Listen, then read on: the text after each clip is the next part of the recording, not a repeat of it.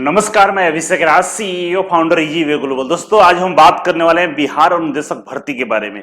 बहुत दिनों से आप लोग वीडियो का इंतजार कर रहे हैं। इस वीडियो में हम डिटेल्स में बात करने वाले हैं कि बिहार और निदेशक भर्ती जो निकाली गई है, इसके जो नोटिफिकेशन है इसमें क्या क्या दिया गया है और आपके लिए क्या क्या चीज जरूरत है। जैसे इसमें अदर स्टेट वाले अप्लाई कर सकते हैं या नहीं कर सकते, सिलेबस का पैटर्न क्या रहेगा, एज क्राइटेरिया क्या है, सीआईटीएस अनिवार्य है या नहीं है, जिन लोगों ने सीआईटीएस नहीं किया तो क्या वो अप्लाई कर पाएंगे या नहीं कर पाएंगे, एक्सपीरियंस सर्टिफिकेट के बारे में हम बात करेंगे। तमाम जानकारी आपको इसमें बताने वाले हैं, तो वीडियो को पूरा देखिएगा। चैनल पर नहीं तो सब्सक्राइब कर लीजिए और बेल आइकन को जरूर दबाइएगा, क्योंकि इस पे बहुत सारे वीडियो हम लेकर आने वाले हैं। तो चलिए शुरुआत करेंगे। शुरुआत करने से पहले मैं आपको बता दूं कि बहुत सारे बच्चे जो लगातार कॉल कर रहे हैं कि ईजीवे कोचिंग में बिहार आईटी अनुदेशक जो भर्ती निकाली गई है, क्या उसका कोर्स अवेलेबल है या नहीं है। तो बिल्कुल अवेलेबल हो चुका है। 25 मई से नया बैच स्टार्ट हो रहा है। ऑनलाइन और ऑफलाइन दोनों बैच स्टार्ट हो रहे हैं। अगर आपको ऑफलाइन पढ़ना तो ऑफलाइन भी पढ़ सकते हैं, ऑनलाइन वाले ऑनलाइन पढ़ सकते हैं। ठीक है, तो ऑनलाइन आप हमारे ईजीवे के एप्स को डाउनलोड कर लीजिएगा। डिस्क्रिप्शन बॉक्स में उसका लिंक दिया गया है। ईजीवे से डाउनलोड करेंगे, उसके बाद आपको ये दिखाई देगा। जैसे यहां पर देखिए, इंजीनियरिंग ड्राइंग का बिहार आईटी इंस्ट्रक्टर यहां पर आपको दिख रहा होगा। इसके अलावा कोपा के लिए है, ठीक है, वायरमैन के लिए है, मशीनिस्ट के लिए है। उसके नीचे जाएंगे तो इलेक्ट्रीशियन का है, फिटर है, टर्नर के लिए है, मशीनिस्ट के लिए है, इलेक्ट्रॉनिक्स का तो नहीं है इसमें। ठीक है, तो ये इतने सारे ट्रेडों के लिए यहाँ पे कोर्स को ला दिया गया, लॉन्च कर दिया गया और 25 मई से स्टार्ट हो रहा है। सबसे पहले करना क्या आपको कि ये btc.bih.nic.in इस वेबसाइट पे जाना है आपको।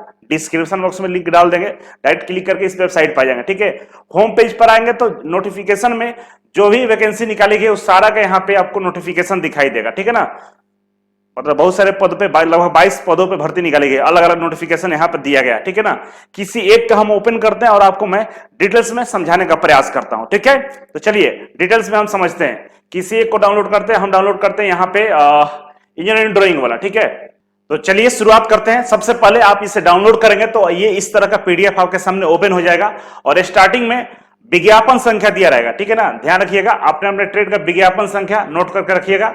इसी विज्ञापन संख्या से आगे आपको जब फॉर्म भरेंगे तो बहुत सारी चीजों के बारे में आपको जानकारी लेने में आसानी होगी। ठीक है, और बिहार तकनीकी सेवा आयोग के माध्यम से यह भर्ती लिया जा रहा है। ठीक है, आगे बढ़ेंगे तो यहाँ पे व्यवसाय अनुदेशक, जैसे इंजीनियरिंग ड्राइंग का दिया हुआ है, किसी का फिटर होगा, किसी का टर्नर होगा, किसी का मशीनिस्ट होगा, तो मेन हेडिंग पे ही लिखा होगा। ठीक है, और इसमें जो डेट दिया है देखिए 22/6 से, मतलब 23/5 से शुरू होगा और 22/6 तक ये फॉर्म भरा जाएगा। मतलब 23 मई से स्टार्ट होकर 22 जून तक फॉर्म ऑनलाइन भरे जाएंगे। आपको ऑनलाइन फॉर्म को भरना होगा। अब इसमें सबसे पहले हम लोग जानेंगे एजुकेशनल क्वालिफिकेशन क्या रखा गया। ठीक है ना, एजुकेशनल क्वालिफिकेशन के बारे में हम यहाँ पे पता करते हैं। ठीक है, तो देखिए यहाँ पे जो पद का नाम है व्यवसाय अनुदेशक इंजीनियरिंग ड्राइंग का, उसी तरह से फिटर का, टर्नर का, मशीनिस्ट, वायरमैन, इलेक्ट्रीशियन सबका होगा। ठीक है, वेतनमान की हम बात करें 9300 से लेकर 34,800 इसका बेस स्केल है और 4200 ग्रेड पे है। ठीक है ना, लगभग 50,000 मान के चलिए आपको वेतन मिलने वाला। ठीक है ना, योग्यता की हम बात करें, क्वालिफिकेशन की हम बात करें तो क्वालिफिकेशन में यहाँ पे देखिए एनसीवीटी, व्यवसाय में राष्ट्रीय शिक्षुता प्रमाण पत्र या राष्ट्रीय व्यवसाय प्रमाण पत्र। ठीक है ना, आपको एनसीवीटी सर्टिफिकेट होना चाहिए। एससीवीटी वाले इसमें अप्लाई नहीं कर सकते हैं, बहुत बड़ा प्रश्न है। और ये इंजीनियरिंग ड्राइंग वाला है, इसीलिए यहाँ पे ड्राफ्ट एंड मैकेनिकल लिखा हुआ है। ठीक है ना, फिटर का होता है, फिटर से एनसीवीटी चाहिए, मशीनिस्ट, टर्नर से, इलेक्ट्रीशियन से, तमाम जो ट्रेड है उससे एनसीवीटी वाले केवल इसमें फॉर्म को अप्लाई कर सकते हैं। अगर एससीवीटी है और आपने सीआईटीएस किया है और अप्रेंटिसशिप किया है तो भी आप फॉर्म को अप्लाई कर सकते हैं। मतलब एससीवीटी के साथ अप्रेंटिसशिप अगर आपके पास है तो इस फॉर्म को अप्लाई कर सकते हैं। ठीक है, अनुभव की बात करें तो राज्य सरकार, भारत सरकार से मान्यता प्राप्त किसी उद्योग संस्थान से संबंधित क्षेत्र में काम करने का या किसी संगत तकनीकी अध्यापक प्रशिक्षक के रूप में न्यूनतम 3 साल का अनुभव। क्योंकि ये आईटीआई क्वालिफिकेशन वालों की भर्ती निकाली गई है, इसलिए इसमें 3 वर्ष का अनुभव मांगा है।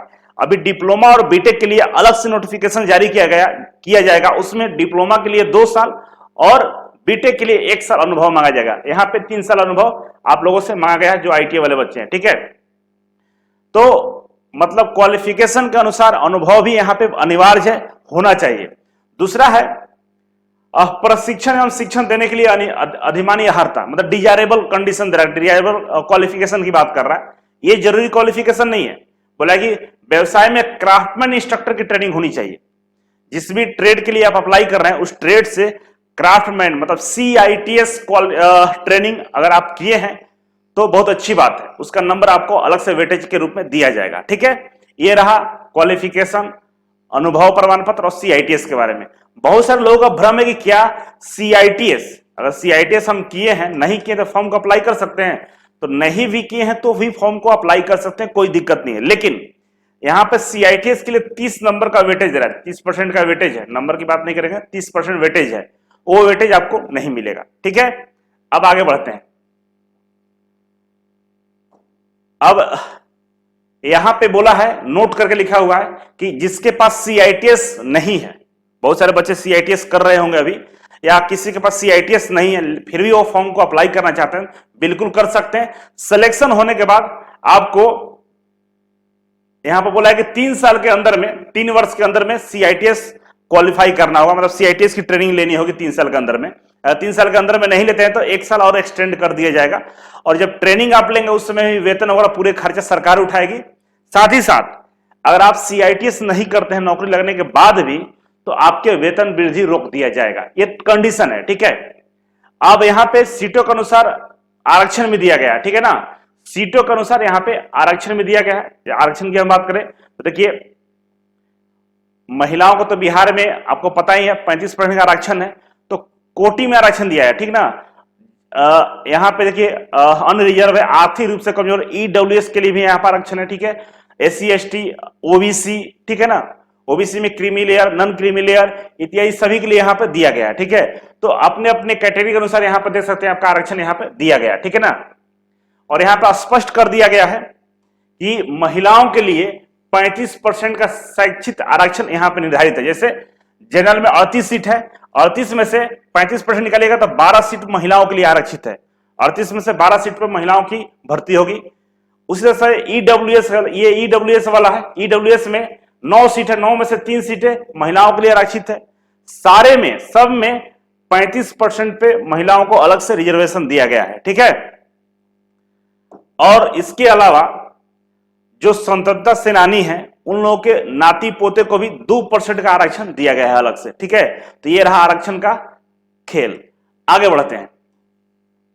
इसके अलावा जो दिव्यांग लोग हैं उनके लिए भी यहां पे आरक्षण दिया गया है। आरक्षण बहुत सारी चीजों में है यहां पे। दूसरा है एज की हम बात करें, एज फैक्टर भी यहां पे काफी इंपॉर्टेंट है।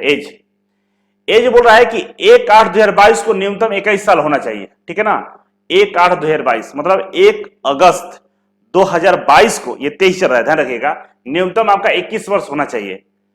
अब अधिकतम उम्र सीमा में आपको छूट दिया जाएगा। जैसे अनरिजर्व जनरल कैटेगरी के लिए 37 साल एज दिया गया है। ठीक है ना, जनरल कैटेगरी के लिए जो मैक्सिमम एज होना चाहिए 37 साल।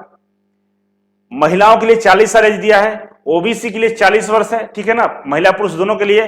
SC ST के लिए 42 साल है, और जो दिव्यांग लोग हैं उनके लिए 10 वर्ष का छूट दिया जाएगा एज में। ठीक है ना, मतलब 37 से 10 जोड़िएगा तो 47 साल तक दिव्यांग लोग अप्लाई कर सकते हैं। ठीक है, अब हम आगे बढ़ेंगे। एज समझ गए, एज समझने के बाद आगे बढ़े तो चयन की प्रक्रिया।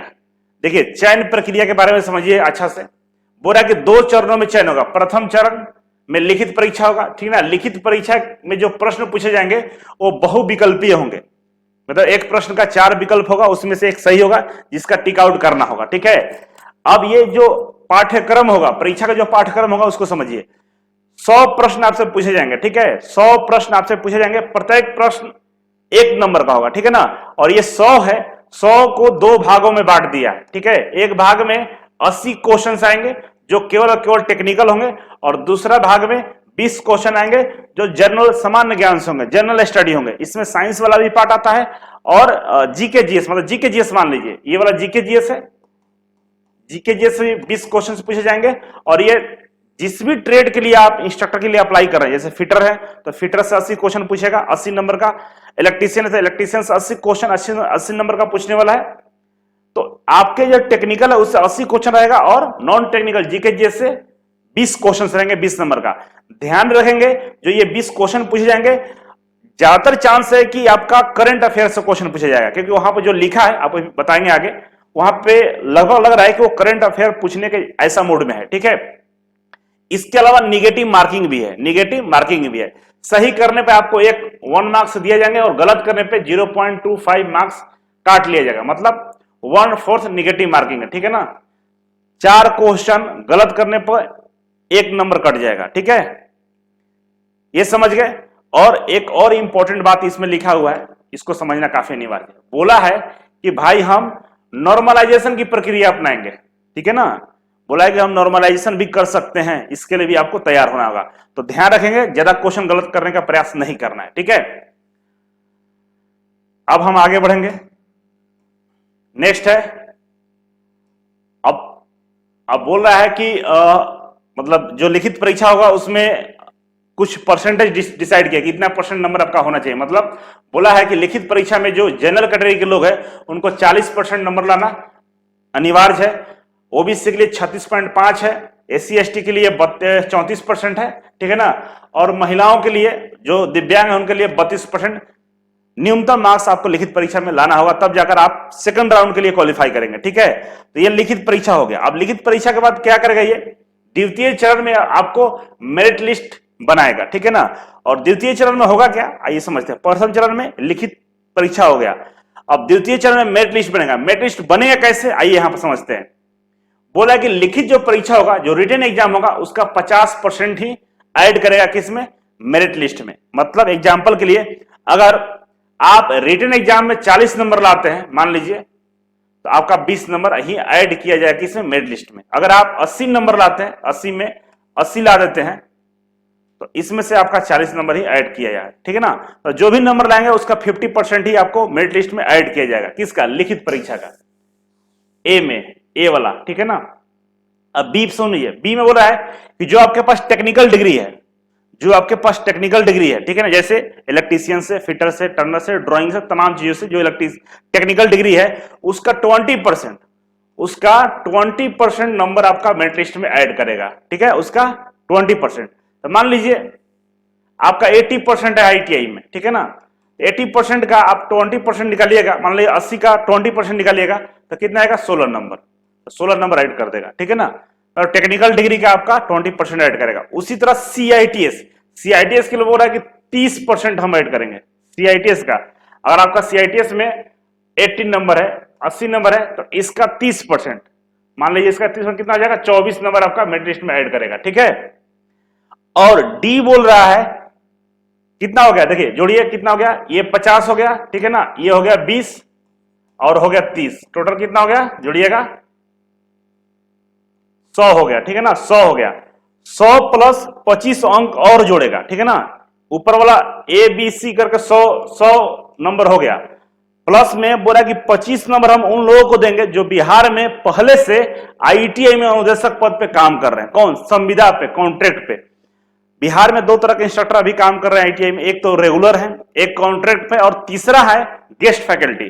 तो गेस्ट फैकल्टी की यहां बात नहीं किया है, कॉन्ट्रैक्ट पे जो काम कर रहे हैं उनको बोला है कि हम 25 नंबर देंगे पर ईयर, 5 नंबर के हिसाब से, 1 साल का 5 नंबर देंगे। तो जितने भी कॉन्ट्रैक्ट पर हम काम कर रहे हैं लगभग उनकी संख्या 218 है, ठीक है ना। बिहार में कॉन्ट्रैक्ट पर काम करने वालों की संख्या कितना है, 218 है। और ये सभी लोग लगभग 2010-11 से काम कर रहे हैं। अगर 15 भी मानिएगा तो आज 8 साल हो गया, और 1 साल का 5 नंबर दे रहा है, मतलब उनको 25 में 25 नंबर मिलने वाला है। तो इन लोगों का जो कॉन्ट्रैक्ट वाले उनका नौकरी तो ऐसे मिलने वाला है, क्योंकि 25 नंबर इनका बिना मतलब का मिल जाएगा, बिना मतलब का नहीं, काम किए, मेहनत किए, ठीक है, तो उन लोगों को मिलेगा। अब इसमें हम लोग फ्रेशर को नहीं मिलने वाला, किसी को लग रहा है कि इसमें से मुझे मिलेगा एक्सपीरियंस का, तो आपको नहीं मिलेगा। उनको मिलेगा जो बिहार सरकार में जो गवर्नमेंट आईटीआई है उसमें संविदा पर जो काम कर रहे हैं, कॉन्ट्रैक्ट पर जो काम कर रहे हैं, उनको 25 नंबर देने वाला है, ठीक है। तो इस जो डी वाला कॉलम है ये हम लोगों के लिए नहीं है, ये उन लोगों के लिए जो नौकरी कर रहे हैं। ऊपर वाला सारा चीज फ्रेशर के लिए, ठीक है। टोटल जो अंक है 125 नंबर पर मेरिट लिस्ट बनाई जाएगी, 125 नंबर पर मेरिट लिस्ट बनाई जाएगी, जिसमें लिखित परीक्षा केवल इसका 50 मतलब 50 अंक 100 अंक का होगा, जिसका 50% ऐड किया जाएगा, ठीक है। आगे बढ़ते हैं। अब बोला है कि बहुत सारे जो बच्चे हैं जिनका सीजीपीए वगैरह में रिजल्ट आता है, ठीक है ना, तो उनके लिए बोला है कि सीजीपीए को आपको परसेंटेज में कन्वर्ट करके लिखना होगा, ठीक है। इसके लिए हम अलग से वीडियो बनाएंगे। अब आगे बढ़ेंगे। बोला है कि ये सारी चीजें डिटेल्स दिया गया है किसके लिए, संविदा पर जो लोग हैं उनके लिए। तो चलिए हम आगे बढ़ते हैं। अब बोला है कि एक्सपीरियंस सर्टिफिकेट का फॉर्मेट नीचे दिया गया है, उनके लिए दिया है जिनको संविदा पर काम कर रहे हैं, जो कॉन्ट्रैक्ट पर बिहार सरकार में काम कर रहे हैं उनके लिए इसमें फॉर्मेट दिया गया लास्ट में। आप लोग अपना नहीं समझ लीजिएगा, लेकिन उसी के मिलता जुलता आपको भी अपना एक्सपीरियंस सर्टिफिकेट बनवा कर रखना है, ठीक है। अब आगे बढ़ेंगे। बोल रहा है कि ऑनलाइन फॉर्म भरना होगा, तो ऑनलाइन फॉर्म भरने के लिए आईटीआई इंस्टीट्यूट चैनल को सब्सक्राइब कर लीजिएगा, उस पर इसका ऑनलाइन फॉर्म भर के अपलोड किया जाएगा। जल्दीबाजी में कोई भी काम नहीं करना, अभी फॉर्म भरना शुरू मत कर दीजिएगा, ठीक है। आराम से डॉक्यूमेंट्स इकट्ठा कर लीजिए। फोटो बोला है कि फोटो में आपका पीछे व्हाइट बैकग्राउंड होना चाहिए और फोटो उस तरह का फोटो रखना है, आपको उस तरह का फोटो खिंचवा लेना है। सारे डॉक्यूमेंट्स को कलेक्ट करना है, डॉक्यूमेंट में देख लेना है कहीं एरर नहीं है, इसके बाद ही फॉर्म को भरना है। उससे पहले आईटीआई इंस्टीट्यूट चैनल पे फॉर्म भरने का वीडियो आ जाएगा, आप वीडियो को देख लीजिएगा, इसके बाद ही फॉर्म को आपको भरना होगा, ठीक है। अब बोल रहा है कि आरक्षण का लाभ उन्हीं उम्मीदवारों को मिलेगा जिनका स्थायी निवास बिहार राज्य है। आरक्षण इसमें जो दिया जा रहा है वो केवल बिहार के निवासियों के लिए, बाहर वाले भी फॉर्म भर सकते हैं लेकिन उनको आरक्षण नहीं मिलेगा। मतलब कह सकते हैं कि सभी लोग इसमें फॉर्म को अप्लाई कर सकते हैं, कोई दिक्कत नहीं है, ठीक है। इसके अलावा हमें नहीं लगता कि इसमें और कुछ बचा हुआ है। बाकी कमेंट बॉक्स में आप लोग कमेंट कीजिएगा, हम आपको अलग से वीडियो बनाकर बताएंगे, ठीक है ना। बहुत सारे बच्चे पिछले वाले वीडियो में कमेंट किए हैं, तो उसके लिए हम डिटेल्स में मतलब आपके कमेंट पर हम वीडियो बनाने वाले हैं, कल परसों तक वो भी अपलोड हो जाएगा। ये हम सोच रहे कि आपको डिटेल्स में हम यहाँ पर बता दें, बहुत सारे छोटे छोटे प्रॉब्लम था आप लोगों को। तो ये रहा आपका अनुदेशक भर्ती का फॉर्म, ठीक है। और इसमें और कुछ नहीं लिखा हुआ है, ये एक्सपीरियंस सर्टिफिकेट का प्रमाण पत्र है, मतलब इस तरह के ही बनाना है, लेकिन ये उनके लिए है जो सरकारी आईटीआई में संविदा पर काम कर रहे हैं उनके लिए। अभी कुछ इसी तरह का फॉर्मेट का बनवाना है आपको, ठीक है ना। ये क्रमांक संख्या होता है, ठीक है, रेफरेंस नंबर होता है, ये दिनांक होता है, और इस तरह से फॉर्मेट में आपको भी बनवा लेना होगा, ठीक है। अब बच्चों का डाउट इसमें ये होगा कि क्या सर जो एक्सपीरियंस सर्टिफिकेट बनेगा वो कहां से बनेगा। तो एक्सपीरियंस सर्टिफिकेट कहां से बनाना है उसके लिए मैंने एक वीडियो यूट्यूब पे अपलोड किया हुआ है बहुत पहले, आप डालिएगा एक्सपीरियंस सर्टिफिकेट इंजीनियर अभिषेक राज, यूट्यूब में सर्च कीजिएगा, मतलब मेरा नाम के साथ एक्सपीरियंस सर्टिफिकेट इंजीनियर अभिषेक राज, तो वीडियो निकल कर सामने आ जाएगा। उस वीडियो को देखिएगा, उसमें सारा जानकारी दिया गया है, ठीक है। डॉक्यूमेंट वेरिफिकेशन भी होगा, तो ध्यान रखिएगा डॉक्यूमेंट्स जो भी आपके पास है बिल्कुल सही होना चाहिए, क्योंकि नीचे यहां पर लिखा हुआ है, क्या लिखा हुआ है आइए दिखाते हैं जूम करके। बोला है कि अभ्यर्थियों को निर्देश दिया जाता है कि, क्या लिखा है भाई, यहां पर देखिए लिखा है कि नोट करके, अभ्यर्थियों को निर्देश दिया जाता है कि वे कोई भी फर्जी जाली प्रमाण पत्र के आधार पर युक्त आवेदन नहीं भरेंगे, अथवा किसी भी स्तर के प्रमाण पत्र फर्जी पाए जाने पर उनकी अभ्यर्थियों की अभ्यर्थता रद्द कर दी जाएगी और उनके विरुद्ध कानूनी कार्रवाई की जाएगी। अगर फर्जी प्रमाण पत्र कोई भी बनवाकर अगर आप फॉर्म को अप्लाई कर रहे हैं, पकड़े जाते हैं, तो आपका तो पहले तो कैंसिल होगा फॉर्म, दूसरा आपके ऊपर कानूनी कार्रवाई भी की जाएगी। तो ध्यान रखेंगे जो भी आपके पास डॉक्यूमेंट्स है सत्य है, लीगल होना चाहिए, डॉक्यूमेंट वेरिफिकेशन हो, तो बिल्कुल किसी तरह का अड़चन नहीं आना चाहिए, सब चीज आप बिल्कुल प्रॉपर करके ही फॉर्म को अप्लाई करेंगे, ठीक है। काफी इंपॉर्टेंट बात था। तो चलिए नेक्स्ट वीडियो में हम मिलते हैं बहुत सारी चीजों को लेकर। अभी के लिए बस इतना ही था, बाकी आप तैयारी में लग जाइए, बहुत अच्छी नौकरी है, घर का नौकरी है, और टीचिंग जो जॉब होता है ना, एक नोबेल प्रोफेशन बोला जाता है, मतलब दुनिया में सबसे बेहतरीन जॉब जो माना जाता है वो टीचिंग होता है, क्योंकि टीचिंग जो होती है वो समाज के सुधारने के लिए वहां पे आपको काम करना होता है, समाज के लिए कुछ आप योगदान देते हैं और आप मानवता के लिए काम करते हैं। तो अगर आप चाहते हैं कि इस नौकरी को लेना, तो बस तैयार होइए, तैयारी में लगिए, लोगों को छोड़िए, आपने काम कीजिए, क्योंकि मैं बहुत पहले से बता रहा हूं कि भर्ती आने वाली है, अनुदेशक भर्ती, और आ चुका है, फॉर्म को अप्लाई कीजिएगा। Thank you so much.